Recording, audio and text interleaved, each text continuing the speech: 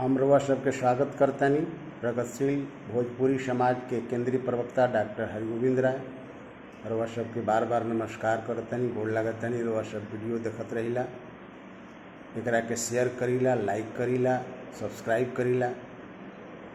Video देखे से पहले जे भी हमारा चैनल के सब्सक्राइब नहीं कइले वो का से हम निवेदन करब, आग्रह करब, निहोरा करब कि रउआ हमारा चैनल के सब्सक्राइब करी। एकरा से रउआ फ़ायदा मिली कि ये चैनल के माध्यम से जौन भी ज्ञानवर्धक चीज़ मिली, जौन भी रउआ जीवन में जानकारी मिली, वो ओकरा से रउआ लाभान्वित हुई। अपने साथ साथ दूसरा के भी शेयर करब।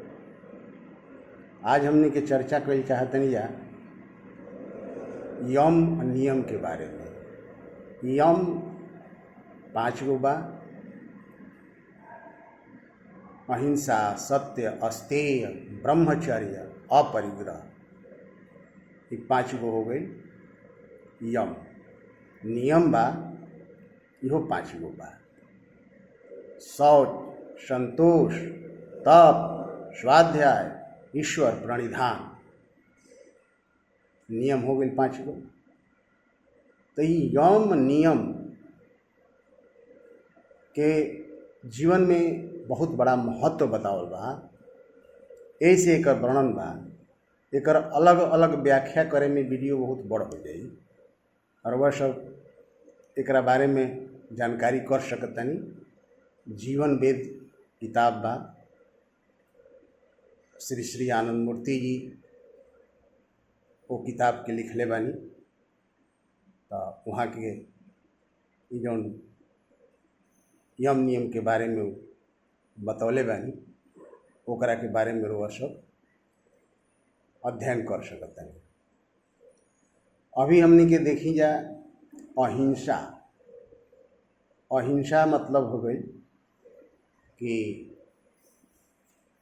हिंसा ना करे के बारे में सोचहूँ के ना चाहिए। कोई तो दूर के बात बा। केहू के कष्ट दिहल, केहू के दुख दिहल, तकलीफ दिहल, यहाँ तक कि ओकरा के जान से मार दिहल, एके हिंसा कहल जाए। महात्मा बुद्ध जी अहिंसा के लेके वो खाली चलनी तो वहाँ के बुद्ध भगवान कहा गई। अहिंसा परमो धर्म वहाँ के कहले बनी कि सबसे परम धर्म अहिंसा बा। इसे अहिंसा के पालन करे के चाही। समाज में एकरा प्रति लोगन के जागरूक वहाँ के कई भगवान कहा गई। एकरा बाद देखी हमनी के समाज में महात्मा गांधी जी आईनी। महात्मा गांधी जी आईनी तो वहाँ के अहिंसा के संगे संगे सत्य के लेके चलल बनी। यानी सत्य भी वहाँ के एगो ओकरा में जोड़ लेले बनी। तो सत्य अहिंसा के लेके वहाँ के चलनी और समाज में वहाँ के महात्मा कहले। और समाज के एगो सुंदर रूप देवे के प्रयास कई। ऐसे तो समाज में खूब अच्छा काम करे वाला के भी सपोर्टर भी बाणन और ओकर विरोधी भी बाणन। तो केहू भी बा इस समाज में। ये मानव जौन समाज बा धरती पर, तो बहुत लोग मानव तो बा, लेकिन मानव तन पा के मानव के जौन कार्यक्रम बा, मानव के जौन नियम कानून बा, ओकरा अनुसार नहीं चलत। पाशविक प्रवृत्ति के अपना लेले बा। तो अहिंसा और सत्य 2 गो लेके यहाँ के चलत बनी। तनकी से चर्चा हमने के कल ही जा। अहिंसा में महात्मा बुद्ध जी मांस खाने को मना नहीं किए हैं, लेकिन ओकरा में कैसे कहतनी वहाँ के कि केहू के मार के ओके नहीं खे प्रयोग करे के। जे अपना मृत्यु से मरी गई जीव जंतु पशु, ओकरा के यूज कर सकता है। वहाँ के इतना छूट दिले बने। वहाँ के अहिंसा के आगे लेके चल बनी। जैन धर्म में बा जे महावीर जैन जौन जैन धर्म के प्रवर्तक हैं वहाँ के कहतनी कि जवना कर्म से जीव के हानि होके वो कर्म में ना करे के चाहिए। इतना अहिंसा के वहाँ के वैल्यूएशन देता है, महत्व देता है। जैसे बीज वाला चीज बा जौन में बीज बा ओकरा के खाए के मना कैले बनी वहाँ के। काहे? ऐसे कि बीज जौन बा एगो जीवन के परिचायक बा। बीज से बहुत बड़ वनस्पति जगत तैयार हो सकता। ऐसे जौन बीज जौना चीज में बा वो बीज वाला चीज के, जैसे टमाटर हो गई, जैसे बैगन हो गई, अमरूद हो गई, माने जौन में बिया बा ओकरा के रुआ मरीचा हो गई, ये कुल नहीं खाए के कहते हैं। दूसरा चीज़ और वहाँ के कहते नहीं कि जौन जमीन के नीचे बा, जैसे आलू बा, शकरकंद बा, मूली बा, गाजर बा, ओकरा की उखाड़ब तो उखाड़त खान ओकरा में कोई गो जीव जंतु के हत्या हो, हिंसा हो जाई। तो वहाँ के अहिंसा के कैसे मानता नहीं? जैन धर्म के लोग एकरा के पालन करेला। जैन धर्म ही कहता है। तो सबकर अलग अलग विचार बा। जैसे फर्मेंटेशन वाला चीज जौना में फर्मेंटेशन हो जाए, किण्वनीकरण हो जाए, किण्वन हो जाए, जैसे दही बा फर्मेंट होला तबे बनेला, ये कुल खाए के मना करता नहीं वहाँ के। जैसे बहुत सारा आशा वरिष्ठ बा जो फर्मेंटेशन से ही बनेला दवाई, ये कुल यूज करे खातिर वहाँ के मना करता नहीं। जौन भी फर्मेंट वाला चीज़ बा किण्वीकरण के माध्यम से बनता है, आशा वरिष्ठों के आयुर्वेद में कहल जाला। काहे कि एक बैक्टीरिया से ही होला, एकरा में बहुत बैक्टीरिया बा।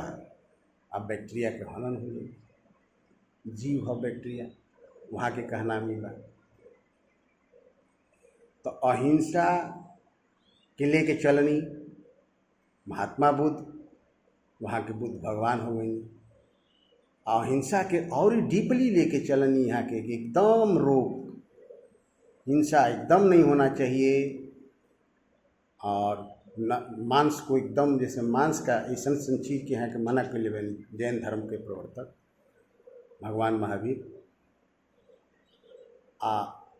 अब देखिए हमने के एगो और विषय आगे बढ़ता।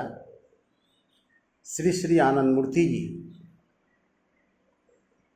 चरम निर्देश में वर्णन करतनी कि यम नियम के बिना साधना नहीं हो सकती है। वहाँ के लिखले बनी, यानी यम नियम के बिना साधना ना हो सकेला। आज साधना करे के कहतनी बाकी कि जे दोनों बेरा साधना करी, मृत्यु काल में परम पुरुष के भावना ओकरा मन में आई आ ओकर निश्चित रूप से मुक्ति हुई। काहे हुई कि जब परम पुरुष के मन में भावना आई मृत्यु काल में, तो परम पुरुष में विलीन हो जाई, तो आवागमन से छुटकारा पा जाई। तो यही से वहाँ के लिबरेशन के गारंटी दिले बनी श्री श्री आनंद मूर्ति जी। अभी तक इस तरह के कोई केहू गारंटी नहीं खे दिले मुक्ति के, मुक्ति मोक्ष मिल जाई। केहू अभी धराधाम पर ऐसा गुरु नहीं खे आई जे कि मुक्ति मोक्ष के गारंटी दिले हो गए। निश्चित रूप से मुक्ति होगी ही। अब आगे वहाँ के कहते हैं कि यम नियम के बिना साधना ना हो सकेला। यम नियम के बिना साधना होइबे ना करी। तो यम नियम के पालन कइल परमे पुरुष के निर्देश बा, तो यम नियम के पालन करे के चाहिए, तबे साधना होई, तबे मुक्ति मोक्ष मिली।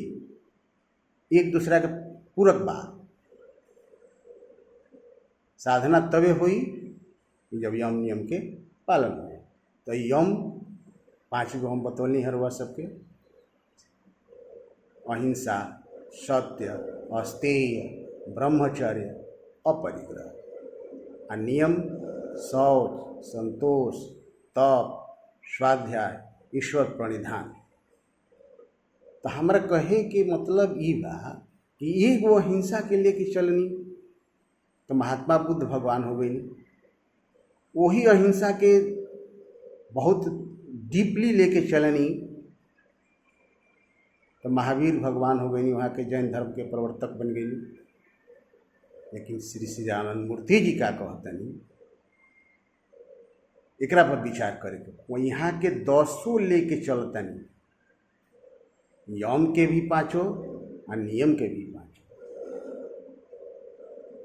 तो यहाँ के कहतनी कि वही खाली ओकरा से काम सत्य अहिंसा से ना चली, और वह सबके ये 10 के पालन करे के पड़ी। आज जब ये पालन जी करी उ नैतिकवान बन जाई, उ सद्विप्र बन जाई। आज ये सद्विप्र बन जाई उहे सद्विप्र समाज के नेता हो जाई। यानी समाज बनावे के जौन सिस्टम बा यही यम नियम पर आधारित बा। तो यम नियम के आज चर्चा करे के मतलब ही बा कि एकरा के पालन करे के चाहिए। एकरा बारे में जानकारी जीवन वेद में लिखल बा। यम का ह, नियम का ह। यम जौन 5 गो बा तो सत्य का ह, अहिंसा, अस्तेय, ब्रह्मचर्य, अपरिग्रह, एकर बारे में पूरा वर्णन बा ओमे। तो एकरा पर अलग से हम एक वीडियो बना दे। लेकिन अगर वह सबके उपलब्ध होखे केहू का माध्यम से, केहू का जरिए, जे आनंद मार्ग प्रचारक संघ के सदस्य होखे अगल बगल में, चाहे वह प्रयास करो तनी अगर यम नियम के बारे में जाने के, तो वह निश्चित रूप से जीवन वेद के पढ़ी, अध्ययन करी, ओकरा बारे में पूरा विधिवत चर्चा में वहाँ के कैले बानी। आ जानकारी हो जाई कि सत्य का कहल जाला, अहिंसा का कहल जाला, पूरा वहाँ के एकदम लिखले बानी। तो एकरा बारे में वह सब जानकारी ले ली आ यम नियम के पालन करी। अधिक से अधिक शौच, संतोष, तप, स्वाध्याय, ईश्वर प्रणिधान, जौन 5 गो नियम बा। एकरा में पहला शौच बा। शौच बहुत व्यापक शब्द है। शौच के मतलब हो गई शुद्धता, स्वच्छता।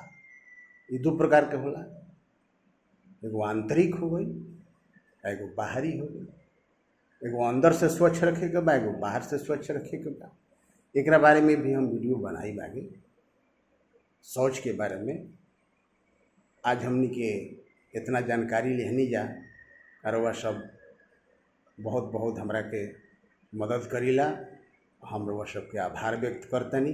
अगर वीडियो अच्छा लागल होखे, अगर जानकारी वह सबके कुछ मिलल होखे और वह सब लाभान्वित होखत हुई हमारा वीडियो से, तो एक लाइक करी, शेयर करी, सब्सक्राइब करी। ऐसा ही वीडियो सुने खातिर के, देखे खातिर के वह सब हमेशा हमारा संगे बना रही। प्रगतिशील भोजपुरी समाज जिंदाबाद, जिंदाबाद, जिंदाबाद।